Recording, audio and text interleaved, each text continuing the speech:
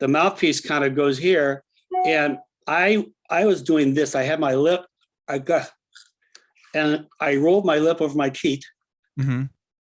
Whereas the right way to do it is to roll your lip out, and you provide a little pad. This podcast is about you, your journey in music, and how you got to where you are now. Okay. I remember about all that process. Okay. Well, let's hear about it. Where born in Wichita, Kansas? Is that what I read? I was born there in Kansas. Yeah. What was that like? Tell me about growing up there. Well, I was only there for 2 years, so I don't really remember too much. But okay. I do remember this. We would go back there on family vacations, all through my childhood. Mm-hmm. And I wasn't too crazy about it, but we go back there, and my mom and dad, my mom grew up on a farm. So we go back to this farm, and it's like rural Kansas, and there's nothing but this farm and acres of corn and whatever. And I'm hanging out and I remember I was about in 8th grade, and I had just fallen in love with jazz. Okay. So I was big time into it. And, I wanted to be anywhere else but in Kansas at that point on a farm. Okay. I wanted to be home playing my saxophone, and I just started writing music, for ensembles. And so my cousin, she comes down and she goes, "Oh yeah, I've been playing a little piano." I said, "Yeah, okay." She goes, "Yeah, you ever heard of Oscar Peterson?" I go, "Well, yeah." She goes, "Oh yeah, here, check out my Oscar Peterson collection." So she's got like 10 Oscar Peterson records, and it showed me a little bit about myself, that I was making an assumption at that age that just because you're in a particular geographic location that you can't be connected. And this is like not now with the internet. Mm-hmm. This is like, in the 70s early 70s. So in order to be connected, you had to make an effort, to kind of find out about things outside your own, little world. So, and she was like so into Oscar, and I had gotten way into Oscar Peterson at that point as well. So, from there on, I was like, all we did was talk about Oscar and play his records and everything. So, but Kansas, there's a jazz legacy there, Charlie mm-hmm. Parker and everything. And so, and that's the other thing that I've learned over the years, is that you don't just have to be in LA or New York or Nashville even mm-hmm. to have a deep talent pool. There are like amazing players everywhere. And especially nowadays, where you can kind of live wherever you want and, and make music with people all around the world. So that's kind of technology may not all be good, but that's one really good thing. And COVID especially. Mm-hmm. Have you noticed that? Like, is it easier to collaborate with people this way? Like, have you been doing the tools have gotten better, and people mm-hmm. have gotten better at using those tools, right? Sure. So I ran a band. So I did a little teaching at the beginning of COVID, mm-hmm. and I had kids in the band from Australia and Japan and the UK. And I go, look, you guys, there's no way we'd be playing together if it weren't for, we had a couple of different technologies that we would use in different platforms. Mm-hmm. Now we couldn't play together at the same time because that doesn't work yet, Right. But we could talk about the music, and I can say, okay, now you play, and the student would play. I go, now you play, and try to match what they did. And anyway, we'd talk about it. Then they'd go home and record their parts, send them to me, and I get them, and I kind of, put them together, and maybe do a little editing and shifting. But I would talk about that with them too, about, how do we, if we're not in tune, how do we tune it? Or is it better for you just to learn how to play it in tune the first time, but really that's a reality for kids these days, for young musicians. They better get this shit together. Mm-hmm. They better be able to produce themselves, record themselves. And all over LA from, when COVID hit, all the best high upper tier studio guys, they got all their home studios going mm-hmm. because they were doing shows like Family Guy, just everyone recorded at home. Yeah. And it's amazing because now everyone's got their own, there's some with technology nowadays. I mean, if you get a MacBook, you get GarageBand or whatever, you could try to be a producer, mm-hmm. right off mm-hmm. there's so many resources at your fingertips nowadays. That's where right when you're growing up, it was probably a little bit different with you're kidding me? Yeah. I would imagine. I mean, I learned how to write music with a pencil. and so, and a Wow. piece of paper and a piano. And so when the personal computer came in, I had to kind of retool Hmm. to have my process be from hearing in my head, down my left arm to my hand, and then to capture it, And I actually kind of like that. I like the draftsmanship. I like the feel of the pencil and the paper and all that. But once I made the transition to using a mouse and a keyboard, I'm better. I'm a Hmm. better composer.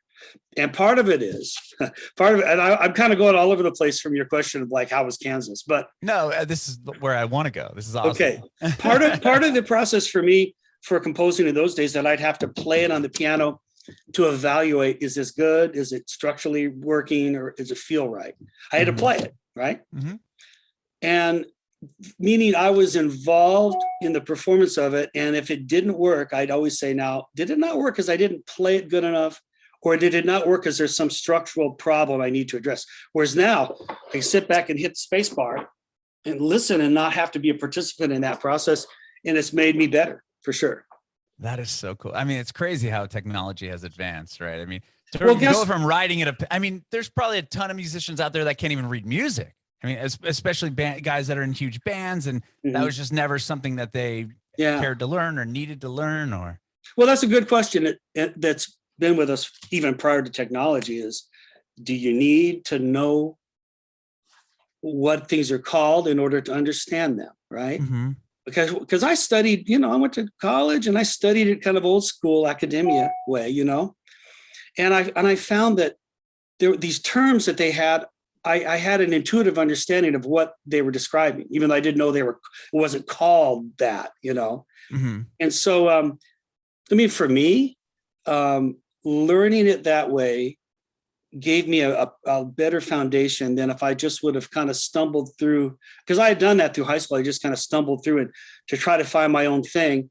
And I missed a lot of stuff, you know? Hmm. And so Hmm. then, and when I got into college, I had like professors saying, hold on, slow down, pal. You gotta learn to crawl before you can walk, Hmm. essentially. So they pulled me all the way back. And matter of fact, not just with my writing, but with my saxophone playing. Like I had a terrible embouchure, where the mouthpiece goes. I got one right here.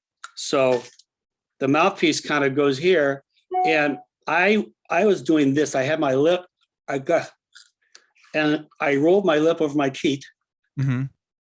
Whereas the right way to do it is to roll your lip out, and you provide a little pad for the reed, Oh, right? So the sure. reed is vibrating against your lip, and it's a softer thing than if you were pressing on the reed with your teeth, like I was doing. Why did I have such a crappy sound? That was why, but I didn't know, and I never had a teacher that told me till college. So I had to break everything down and learn this again. And you know what? You think I would learn my lesson, but no. When I was 25 years old, I got a gig conducting and playing piano for Johnny Mathis. And part of that gig was I had to play I had to play a lot of jazz, but also kind of concert style stuff. And we had this West Side Story medley. It was just Mathis and me, and I had to play all this stuff. And my hands would get cramped up, especially my right hand. Hmm. And so I went to a teacher. I go, I need your help. I can't play this stuff without, I'm worried. I'm 25. I've got arthritis or what's going on? He goes, dude, I don't think I can fix you. You're too old. Whoa. I go, I'm begging you, man. You got to help me. He goes, all right, tell you what, I'll help you on one condition. He goes, turn around. I go, yeah. So I turn around, and he hits a note on the piano and goes, what's this note? I go, a D. All right, what's this note? He hits a note up at the top of the keyboard. That's a B flat. All right, what are these two notes? And I name the notes. He goes, all right, what's this? And he played a cluster of like about 6 notes. I go, that's it, A, B, C. And I called him out. He goes, all right. Oh, wow. Because my ear was good enough, I could do it. He goes, all right, I'll take you. So what he told me was, he goes, first of all, your piano bench is at the wrong height. And I never thought about the height of the piano bench.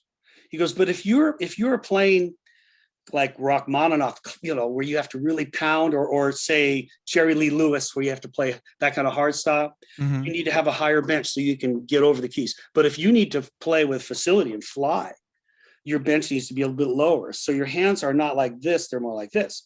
That's first of all. Second of all, You need to have your hands breathe with the music.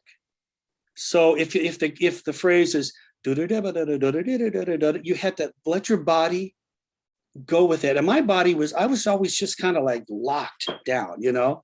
He goes, finally, why are you holding your breath? You need to not hold your breath. I go, I'm not holding my breath. He goes, you are, man.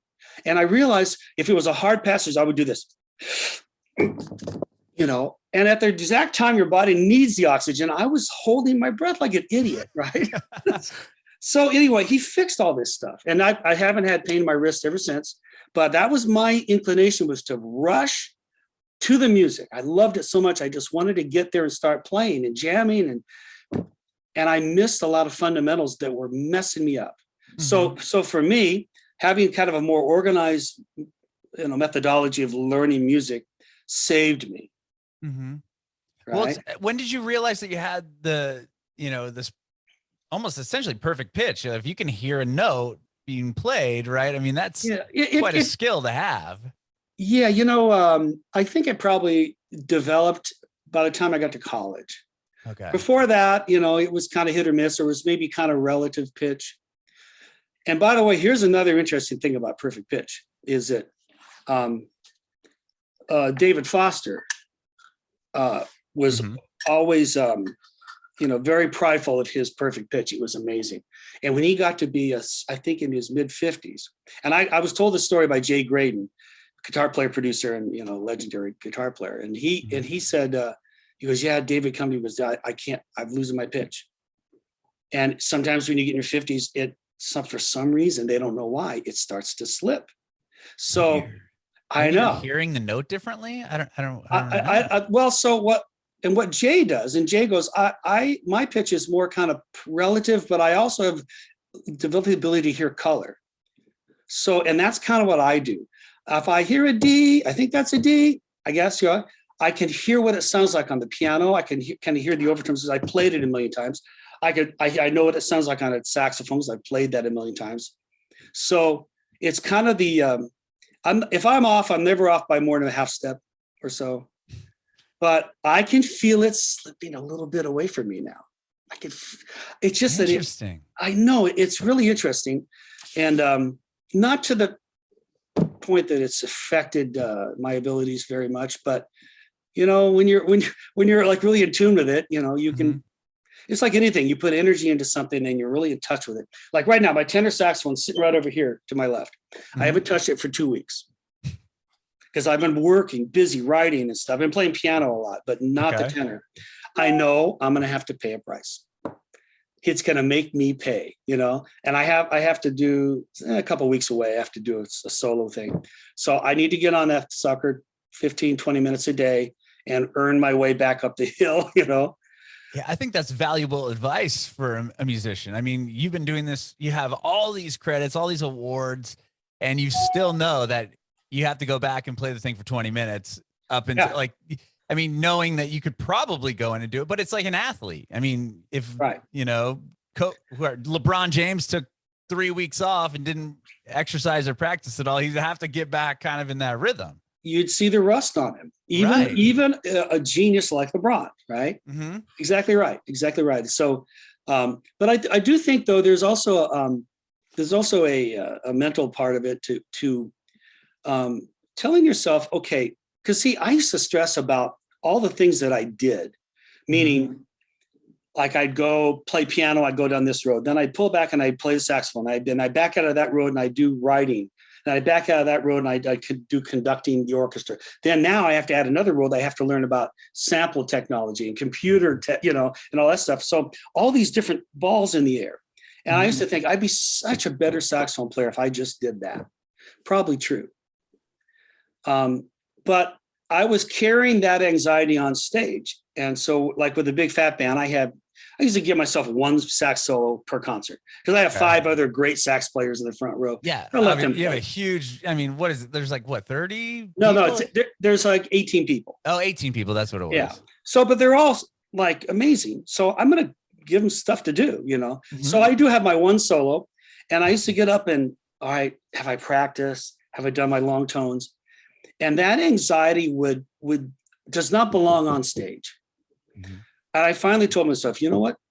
If this is a problem for you, then just don't play the saxophone. Quit being a baby, put it away, or get up there and play the damn thing. You've been playing it since you were in 8th grade. Enough, man. And to have a little more of a mind over matter thing, because saxophone, you can maybe get away with it. With a trumpet, it's definitely more of a physical, athletic thing, especially with the chops, But with saxophone, I could probably get through one solo without being a freaking crybaby about it, so a lot of it's definitely up here for sure. Sure. Well, going back a bit, you said 7th grade, 8th grade is when you started playing saxophone, or you were doing it from there? And clarinet in 4th grade, and then saxophone in 7th grade. Right? Okay. And you obviously, when you got into college for music, were you doing, was it for saxophone? Was that kind of your instrument, or when did you progress to the piano? Yeah. Okay. In those days, you didn't even have a commercial music major in college. I had to pick an instrument to major in. So I picked the saxophone. Okay. Which is a good call, actually. But and my teacher was a studio woodwind player, and he did a lot of TV shows in the 60s and 70s. So he kind of taught me a lot about the business, taught me about flute and clarinet and all the different doubles I would need to do. But I also was studying counterpoint, and music theory, and I was studying learning how to conduct an orchestra. I was learning how to orchestrate. I was learning music history, things I never would have chosen to do ever. And at the same time, I was playing in a band at a club at night. So we were playing, Stevie Wonder and the Beatles and Earth, Wind and Fire and that stuff. So I was learning more about pop music and what makes that valuable. And I was learning about classical music and the difference between Bach and Stravinsky and Debussy and Tchaikovsky, stuff I didn't know at all when I was in high school. I was just a jazz nerd, complete jazz snob, So when I got into college, my world opened up quite a bit. And I take on a lot of pride in it, actually. Yeah. I love all those styles of music. And I think they kind of inform what I do, for better or for worse. Because nowadays, especially for the people that have to market and sell your music, they want to know, what is it? What box do I put it in? Right. Whereas with the Big Fat Band, one thing sounds kind of like Count Basie, and the other sounds like Earth, Wind and Fire. The other sounds like, John Williams or something. So it's a little bit harder to market, but I think that ties into an artist's like primary responsibility is to be honest and write what sounds good to you, not what your record label wants you to do. Right. Not what, your advisors or even what your fans want. I know it, and maybe this is controversial in some way, but I mean, really, I think just to be honest is our main responsibility, to be honest about what you're doing. And some people like you and some people don't, Well, yeah, I think people know I've talked to a lot of, upcoming musicians, or maybe they had like a viral TikTok song or something like that. And it's like, then what are the, like, I asked him, like, do you just try to chase that? Like, okay, that worked. Do you continue to chase that? Or did that work because you were being authentic and being you? And then people resonated with that. I feel like it's more of the latter. Like, I think if you're being authentic, it's obvious if you're trying to chase something that I think so. I think that is obvious. I think you have to give your audience credit to be able to discern when somebody's being contrived. Sure. And somebody's being real and authentic. But on the other hand, here's the next question, so that was valid for you at one stage of your age and development. Is it going to stay valid? Can you sustain it? Right. Are you going to keep doing that again? Or are you going to kind of, what's the next step for you? And it was in taking those next steps that I started to run into the walls of the limitations of my training, Now, we could probably name artists that have sustained long careers doing the same thing, I guess. But I mean, if you think, they got like the Beatles. I mean, look at the difference between their early music and where they ended up, Right. And so, and they weren't even a band very long. No, they weren't. Well, if they look at U2, I mean, U2's had hits for like the past at least 4 decades. They've had hit records. But did you hear what Bono just said? He was quoted as saying, he goes, I listen to some of those songs and I'm embarrassed. Wow. And he goes, and I never really liked the name of the band. That's what he said. And like U2 is easily one of the biggest bands of all time, if not And, like the and he said longest something. career. He said something about a manager or somebody pitched the name to them about how good it would look on a T-shirt with a letter and a number. And they go, okay, well, that's Yeah, all right, that works. Okay.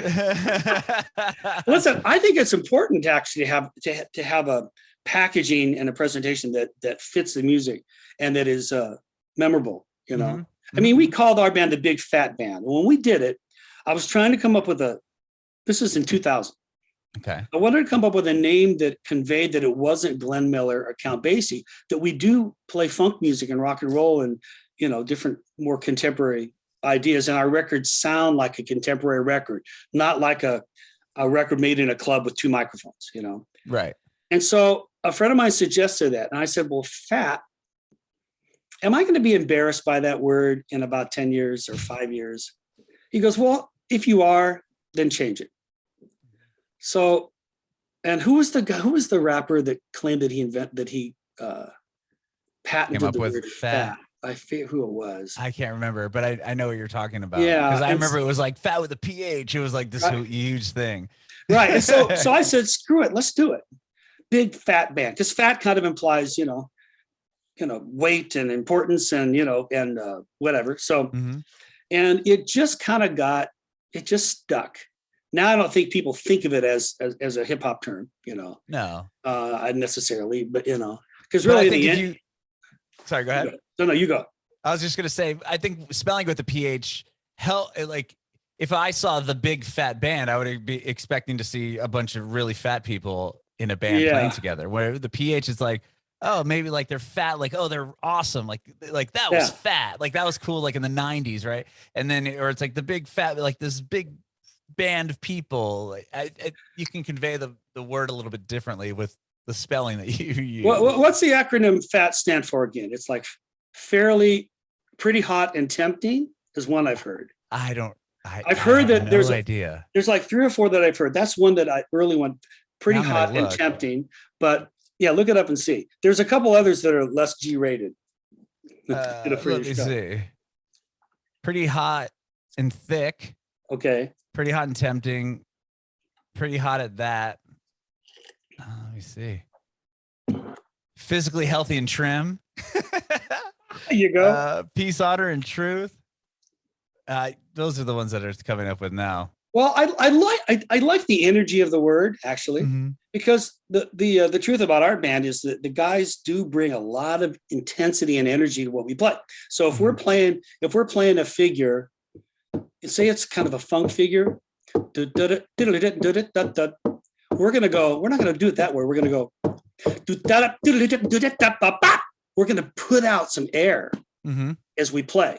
That's the difference between. But when we play a Count Basie style thing, we are going to soften up our attack and make a stylistic adjustment to play a lick in a style that was defined by that band. By the same token, we're going to play a funk lick as defined by Earth, Wind and Fire or Tower of Power. You know, the way those guys kind of developed the language, for that style. And that's what's good about using studio musicians, because these guys have studied all those forms of music, and they're like chameleonic, so they can turn on a dime, right? To play whatever style you want, which is pretty great. It's a pretty for a composer to have people like that can take your music and lift it off the page and make it better, make it feel right, because let's face it, on the notes on a page are nothing, but once you feel it in here, and I know that sounds a little bit romanticized, and people that are not in the industry tend to romanticize the whole process, because it is really mysterious, right. The process of creating. How do you create something out of nowhere? And I learned to do it because especially in Hollywood, you have a deadline. I have to have this piece of music written by tonight. So I can't go out and look at the mountains and and meditate and let it gestate. I just have to put a note down and then another note down. And I have to rely on my knowledge of where the target is, right? Like if I have to write a heroic theme, I know that an upward leap of a fifth or more sounds heroic, right? Da da da, right? Or like Indiana Jones, da da da da da da da. It's a major seventh leap. So when you have that reaching up interval, it sounds like you're like reaching for something. Anyway, I know all that stuff, so I can kind of use my craft to do it. And once in a while, you get inspired, and it just comes to you, and you write it down, and you're done. Other times, you just have to grind it out, you know. And so, but like, I don't know. Speaking of the Beatles, if you watch that Get Back documentary on Disney Plus, and I'm watching these guys, and they're coming up with songs like Get Back and Let It Be, songs that we know, you know, so well in our culture and everything. And I'm watching, and they're doing it. Basically, the four of them are sitting there, and Ringo's just sitting there, and he's playing along and just not saying a word. And Paul and John are kind of like going at it, and it's mostly Paul, you know, and he's going, Jojo was a man, he thought it was, you know, what's it, Jojo something, right? And they're just the agony of creation, but it's spread out over days and days and days. And that's one way to do it. Definitely one way. Is that not my way? I mean, I sit in here, and it's a solitary thing. It's like a, you know, almost, they had cameras on them, and I know that was a problem because they kind of reference it a couple times in the doc. Oh yeah. The cameras are, you know, I mean, and it's they're almost fighting, like, right, at that time too. It's like they George were fighting isn't there, and George, you know, George quit the band, you know. Yeah, it's like that time, and then and you could tell that there's kind of this weird thing with Yoko, and it was like around that time, and it's just like, I know. So it's almost like you're like a, you know, there's a thing in science where when you observe an event, you affect the outcome of the event when they're doing an experiment. I figure there's a name for that too, you know. So, well, I had a guy that wanted to film me composing, and I go, there's nothing to film. I'm just sitting here like half the time. And then I go, oh yeah. So, but because it's hard to see, it becomes really mysterious to lay people, you know? And so a layperson can more relate to the Beatles, the four of them grinding this out over the period of 4, 5, 6, 10 days. They can see that happening, even though it's a little tedious even, you know, to watch. But it's not an efficient way to do it, and to do it to writing for a film, it would be impossible. You can't take that kind of time, you know. You got to get there. And so of course, the more you do it, the quicker you are at being able to kind of find solutions to musical problems, and also knowing your client, you know, who you're working for, what they like, what they don't like, you know. A lot of that does factor in. How did you get involved in that? I mean, I saw that, I read something about you worked at Disneyland, and like you were able to, is that what kind of was your first little break? That was the first gig ever. First professional gig was at Disneyland. And then you were able to write for the Musketeers, or? Yeah, they had a Musketeer reunion show, and they gave it to me to arrange. And was that your first like arrangement that you had been paid for too, or were you doing that prior? I had gotten hired by colleges and high schools to commissions for their jazz bands. I had done that up to that point. But that was probably the first commercial music writing job. And you know what? I really screwed it up. They didn't fire me, but I kind of screwed it up, because you know what I did?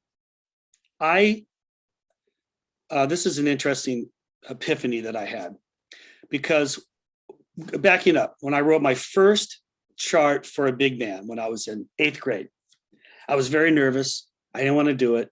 My band director encouraged me, and he goes, write it, we'll play it. So I wrote something, and I remember thinking, all right, I'm going to make it so the kids in the band, my you know, classmates really like it, because if they like it, they'll play it and they won't make fun of me.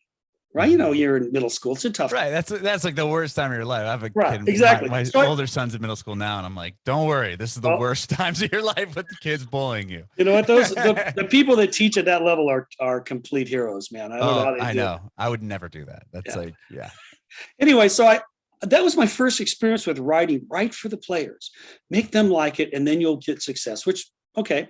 So I grow up. First gig, Musketeers.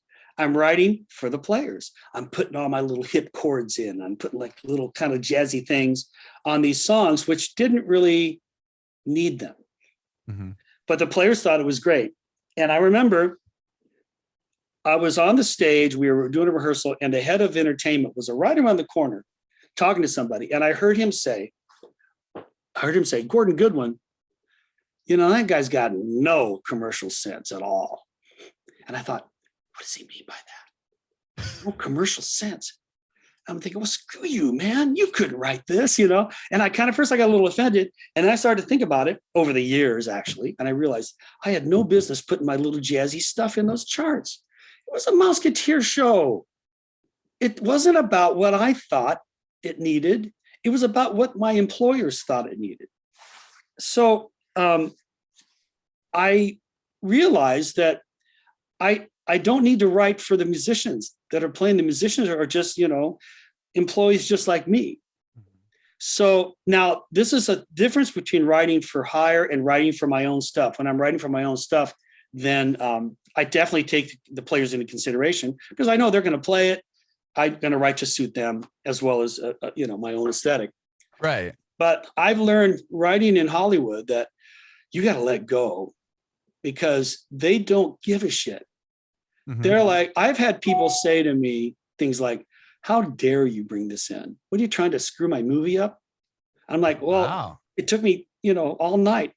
It sucks. Get rid of it. And I didn't think it sucked. Right. But, and whether sometimes it's a power play on their part, maybe, or something. A lot of times filmmakers are under a lot of stress because the schedules are crazy. Mm-hmm. And so we combine like a strong ego and personality and lack of sleep and maybe too many drugs or whatever might be going on with them, then it can get a little bit rough and tumble, you know? So you have to be able to go, you're right. Let me start again and go home with no sleep and start again. And yeah, that must be pretty, I would have, it's like, you know, even if you're like a video editor for a commercial, it's got to be the same thing. You put something together and they're like, yeah, I don't like this. And you're like, well, you know, you hired me to make this and that was my interpretation of what you're at. And now you're saying that, but with, you know, now you don't like it. Like, it's so, it's based off, you know, solely on opinion. Right. But the guy that's signing the check, right. He has the biggest opinion, right? Yeah. Which is, I'm sure, a hard thing to juggle. I mean, does that just come with doing it a lot or doing it enough to where you form relationships with these producers and that's these it. people? That's it. If you get a relationship with somebody, then they trust you more. And then you don't go through that as much with somebody that you trust. And like, for instance, on the Incredibles movies, the director of that, Brad Bird, you know, by the second one, he was like, you guys, you got it, you know? Oh, okay. Yeah. It was just, he knew that what you did the first time was good, obviously really good. And he's like, okay, well, they get what I'm looking for. Go ahead. And it takes a load off his shoulders. That's one thing he doesn't have to worry about, you know? Now he'd be at the sessions because he loved going to the scoring sessions. And he might say that right there, that character, it looks like she knows something that too soon. She doesn't have that information yet until the next scene.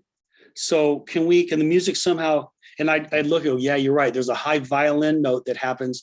And for some reason, that violin note made the character seem like she understood something that she didn't really know yet. So it's like, interesting. So he would make, you know, like, story related comments about how the music is affecting the visual image. I know it's fascinating.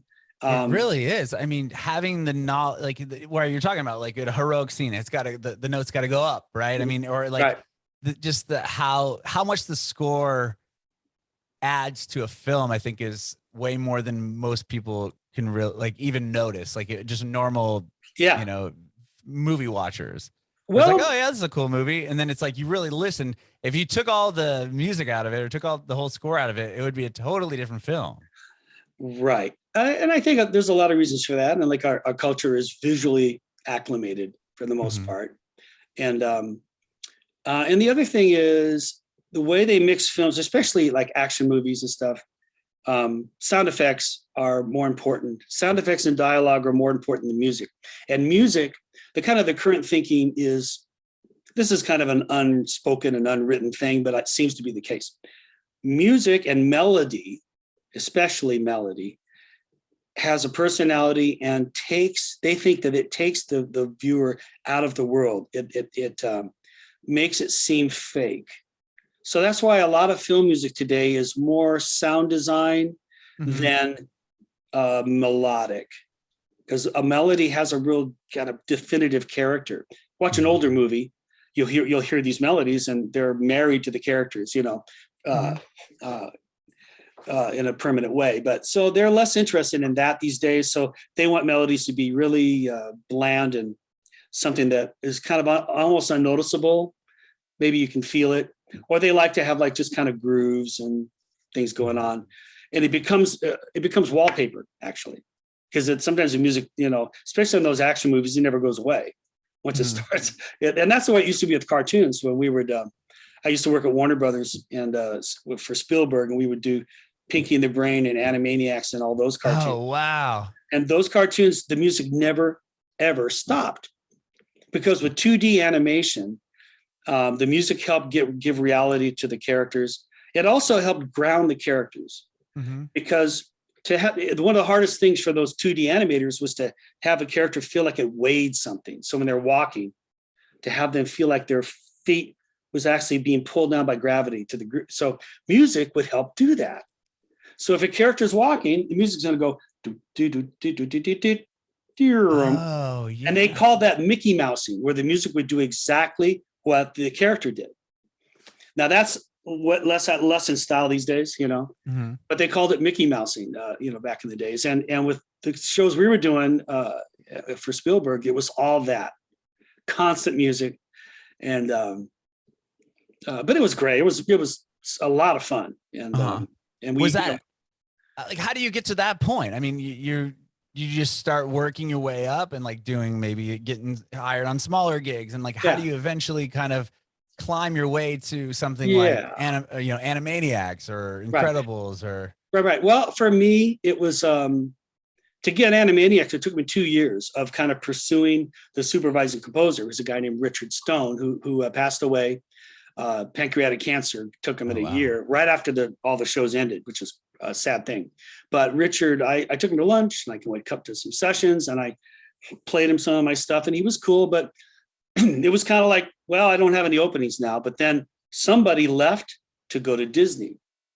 So we had about 6 composers doing all the work, and that guy left, and then he had an opening, so he called me and gave me 2 cues on a Sylvester and Tweety cartoon.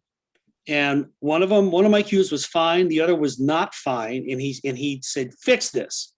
Come in next week." So I was like, oh God, I thought I had blown it, So I kind of fixed it the way he wanted. Next week, he goes, "All right, you're good. Here, do 3 cues for next week."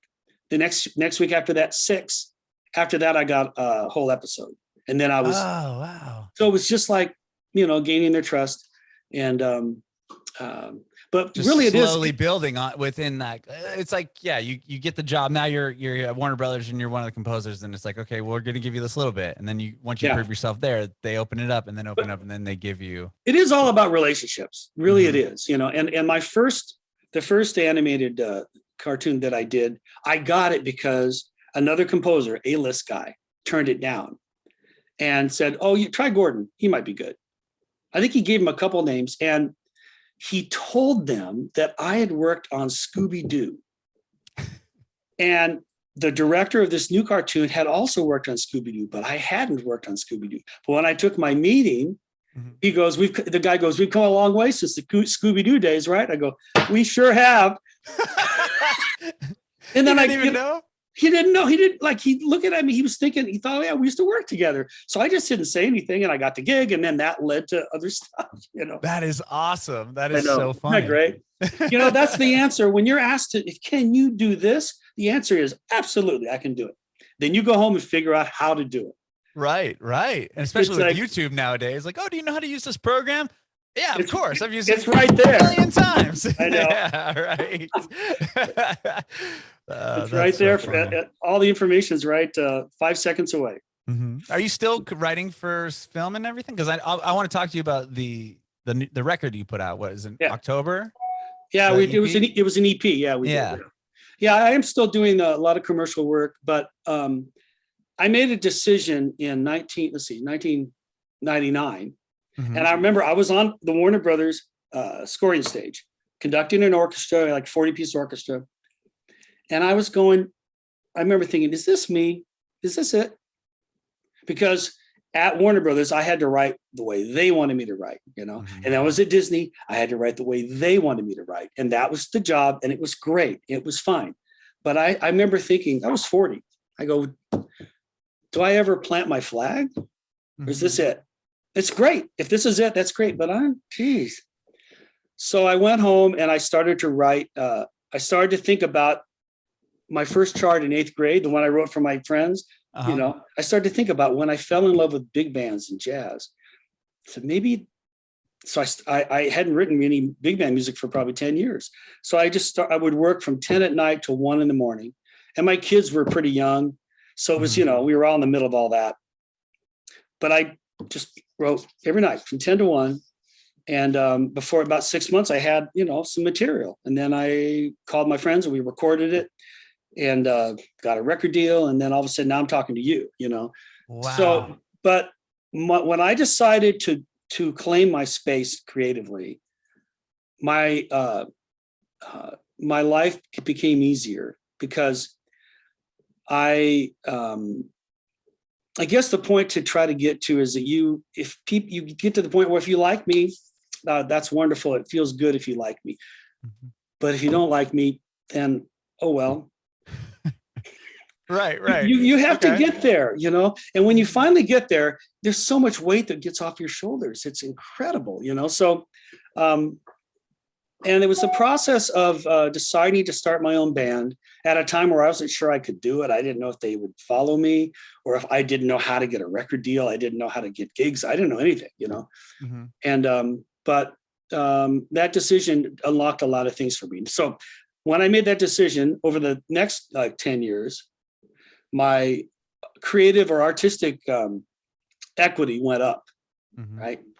My financial equity went down because jazz does not pay the same as this stuff does. Right. It just doesn't. Matter of fact, I don't know. I don't know if you can see back on my wall. We got all of our records up there. Yeah, I can see them. So each one of those records lost money. Each one, probably each one costs about between $50,000 and $100,000. Wow. And they all lose money. Mhm. So let me ask you, who would keep doing that? Right. When you start a business and you lose money every single Every time, time, who yeah. does that, right? But I think that there are reasons to do things besides money, I mean, I like money. I need it. We all need it, But so my life is a combination of doing the things I love, and then once in a while, like I just finished a project for. I signed an NDA, so I can't say. 2 projects for a company whose name we've mentioned on this podcast. Okay. And they paid well, So I can now afford the EP that you mentioned a minute ago. It's called The Reset, and we did 5 tunes. We want to do 5 more. Release that as a like CD and vinyl, hopefully in the fall. Oh, now cool. I can pay for it. Now I have the money to pay for it, right? So, yeah. And of course, record sales are just not happening for anybody anymore. Yeah, it's just right? streaming, right? Yeah, it's streaming royalty. I mean, They pay you like what? Like a percentage of a penny or something like that a stream. It's like next impossible to really make a whole ton of money from that yet. Right? I can't believe that they got that bias, but nobody knew.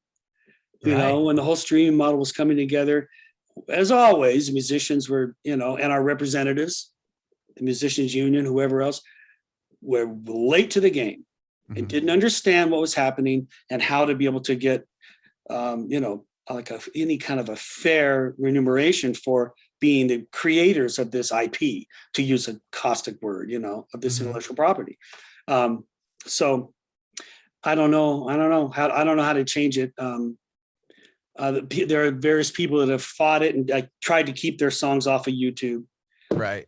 And I don't know. I just feel like the point of it is to, I guess I'm lucky that I can, afford to just put it out there and not make money but be able to reach people, Right. and meet people like you and just start, new relationships based on our love of music. I think that's important too. Mhm. But I don't know if I'd advise some young kid to do it. I mean, my family paid a price for it, vacations we didn't take.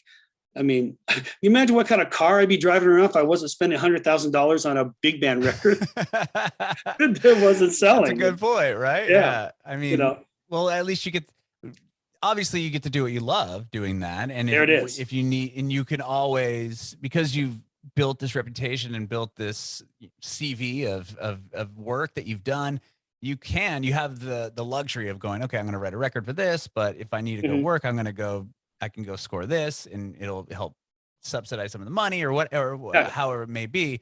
But for the people that aren't doing that, what would you do? Like, what advice would you give them? Like, is there a certain tool or a specific like road or you're seeing now that can kind of help that? I mean, obviously it's changed since when you were doing the Disney stuff up until now. It certainly has, but I think that the one thing that has been the same between now and then is that I don't think there's one formula that works for everybody. So I think everybody has to get out there and cut their way through the forest and find their own path. I really think that's, especially if you aspire to be a composer, songwriter, producer, you have to find out, what your gifts are and what you love, and keep looking all day, every day for people to share that information with. And that takes a deliberate effort. And it feels we're all in this position at various points. I'm reaching out to people for gigs too, and it always feels a little awkward, right? And so, there's an art to it to be able to say, hey, just wanted to let you know, I love your work. I'd love the opportunity to work for you if I ever can. Here's my stuff. Thank you. And then back off, and plant that little seed. And maybe like with Animaniacs, it took 2 years, for that seed to flower. So I actually got the gig. So, but it's like I wrote a piece, a trumpet concerto called The Single Step. And basically it's like one step. You got to take that first step, and then it's the next step. And maybe that sounds like a cliche, but if you look at the top of the mountain, it'll be just too disillusioning. You can't look at the top of the mountain. Look at that next step. What can I do today that would advance, me towards my goals? And certainly, networking and meeting people is, I think, a key to it. But you also have to make sure that your shit is together when your shot comes. And I got there in the nick of time. I fixed my technical problems in the nick of time. I got that big job with Johnny Mathis, which we became lifelong friends. And I've had a lot of opportunities since I know him. And if I couldn't play, if I hadn't fixed that problem at the 11th hour, I don't know what would have happened with that. So I guess here's the other thing. There are two things to hold in your hands at the same time, and they seem to be diametrically opposed. And one is to put a very critical self-examination on who you are, what your strengths are, and what your weaknesses are. And the second is to be happy with who you are and what your strengths and weaknesses are. To love yourself for where you are on the ladder. Because if you're doing your best, even if you suck, if you're doing your best, then that's all anyone can ask, And if you keep doing your best, you're not going to suck forever. And so, I talk to young people, especially high school kids, and they're in that, hell that high school can be, especially us band geeks, right? Especially, and I was in high school and I kind of, our band was pretty good. We were winning competitions, whatever. So I had a little bit of cred, I guess, but nothing compared to the quarterback of the football team. Right. Right. And even if the football team sucked, right? It's still even if it sucked, your band could win all these competitions, and the football team could be 3-7, and people still would be like, "Oh, he's the quarterback." But the truth is, it's not always going to be that way, because you get out of high school and your world opens up, and maybe you're in college and you're with people that think like you, and then you make decisions. You're not just associating with people who happen to live on the same block you do, like when you're a kid. You make deliberate choices to have relationships with people. Same thing with family. You have a relationship with family because you're family, but I don't know. family can be toxic too. Mm-hmm. Some people have to make a difficult choice, like I can't associate with you anymore. And as heartbreaking as that choice can be, it sometimes is necessary. And that's one thing that I have learned to do, is to be able to deal with toxicity, even if I'm working with somebody who's a negative presence. That might be necessary, but I've tried a lot not let it infect me as much, Mm-hmm. And I'm not saying that I always turn down the opportunity, because sometimes it might be worth it putting up with somebody's negativity to be able to grow. Right. Because that's the other thing. Every time you go through a negative thing, you get better. You grow because of it. You learn from it. Exactly. You learn from it if you're willing to. Mm-hmm. So when you talk about COVID, I think that's why we called our EP the Reset, because a lot of people I know found themselves kind of examining their priorities, because a lot of us were home with nothing to do. All the gigs went away, all the projects went away. So you get up and go, well, what should I do today with my life? Mm-hmm. And a lot of us musicians learn that playing music with other people in the same room is just the most amazing thing ever. It's therapeutic, it's healing, it's magic, and we can't do it anymore. So it sometimes renews your appreciation for things that you were taking for granted, and things like that. So I want to say this podcast is deep. We are getting really deep today. Well, I appreciate it. And I'm so sorry for being late. But thank you so much for your time, Gordon. I really appreciate it. Oh my God. Well, it's great. I love talking about this stuff, and I definitely, it's a fascinating thing for me. Now, we did a New Year's Eve gig, and we did a gig the night before, which was my birthday. So, and we've got a couple of young people in the band. We've got younger people in my band all the time. And this one kid goes, yeah, when you guys recorded this song, I was in 6th grade. I'm like, screw you, you little. Oh man. Can you believe that though? Yeah. It blows my mind, Well, I think your band's been around for 22 years. That's it. And so, and that's the thing, man, it goes so quick. Yeah. It just goes. And I guess maybe that's a byproduct of having a life in music and doing what you love. And, on my worst day, when I'm writing a Mouseketeer show or whatever, it's great, man. It is to get up and come down here and engage with music. I can't think of a better life.